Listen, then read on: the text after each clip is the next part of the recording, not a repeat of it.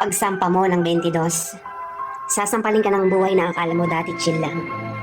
Malalaman mo na yung mga salitang hindi pinupulang pera, na dati ay naririnig mo lang sa mga magulang mo. Magtatrabaho ka, magbabayad ng tubig at kuryente. Tapos trabaho, trabaho ulit, paulit-ulit. Mamimiss mo yung batang ikaw, musmos, walang alam sa mundo.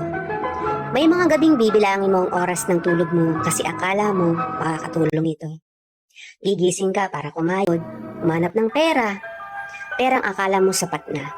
Pero dahil salat ka, wala kang magagawa kung hindi tanggapin ang katotohanan ganito ang buhay.